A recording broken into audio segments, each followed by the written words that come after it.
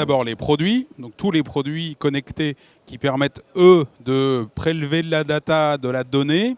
Ensuite, il y a la partie hardware, donc les offres qui permettent d'assurer le contrôle commande. Et puis enfin, nous retrouvons les offres plutôt dites digitales, donc ces analytics qui permettent d'utiliser les données récupérées sur les produits qui sont eux connectés, et puis de l'autre côté de les analyser. Et une fois qu'on a réussi l'analyse de ces données, on les remet à disposition des opérateurs qui, eux, ont, grâce à ces nouvelles informations, la possibilité d'opérer les systèmes différemment. Donc si je résume, on a la partie produit, la partie analytique, c'est-à-dire offre software, et puis la donnée, et enfin l'homme au milieu de tout ça, puisque c'est lui qui prend la décision in fine. La bonne question, c'est de repartir des basiques. Partir sur une industrie mal organisée ou encore, comme on le dit dans l'industrie, pas lean, manufacturée, n'a pas beaucoup de sens. Il faut absolument revoir les basiques, faire en sorte que l'usine, la logistique, les flux de produits à l'intérieur de l'usine soient, eux, déjà réglés. Ensuite, on peut passer à la digitalisation, c'est-à-dire des briques qui permettent de générer de la productivité et donc un retour sur investissement très rapide. Et puis évidemment, en parallèle, s'assurer de la sécurité de ces systèmes. À partir du moment où on connecte des systèmes, on donne accès à des réseaux. Dans ce cas-là, il faut absolument les sécuriser et c'est là que nous parlons de cybersécurité.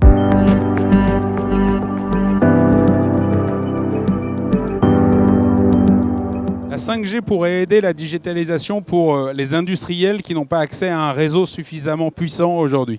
Et ça permettrait de remplacer les réseaux qui sont défaillants ou en tout cas pas suffisants dans certaines régions un peu reculées et donc de donner accès à l'ensemble des industriels, y compris les PMI, pour pouvoir digitaliser et avoir des infrastructures suffisamment puissantes et robustes pour pouvoir mettre en place ces systèmes. La deuxième chose, c'est que la 5G peut permettre également, quand on parle de réseau, de pouvoir cumuler des collectes de data, de données dans des régions très reculées et puis les remonter sur un réseau centralisé. Là aussi, la 5G pourrait nous amener quelque chose.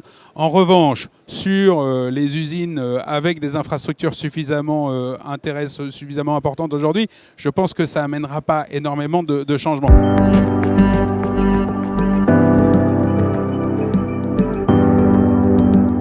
La mass personnalisation, effectivement, font partie des offres que nous proposons à nos clients. On l'a déjà élaboré dans le cadre, notamment dans le segment de l'automobile ou la sous-traitance automobile. Et là, on a pu mettre en évidence un intérêt, c'est-à-dire la capacité à produire du customisé sur une ligne complètement linéarisée. Et donc, ça génère tout de suite une capacité, une flexibilité. Alors là, on parle un peu moins de productivité, mais on parle plus de flexibilité de l'outil de production. Et ça génère évidemment un intérêt pour les grands industriels puisque ça veut dire la possibilité de proposer à des clients des produits qui sont adaptés à leurs besoins, tout ça sur une ligne complètement standardisée.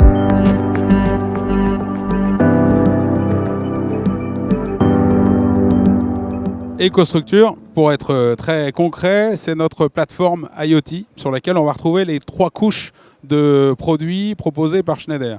La couche des produits connectés, la couche du contrôle commande et enfin la couche des softwares, des logiciels qui permettent à nos industriels d'analyser, de collecter la donnée et de l'analyser.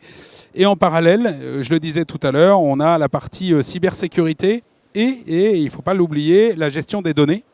Gestion des données en termes de stockage, donc ou le stockage sur site ou le stockage dans le cloud.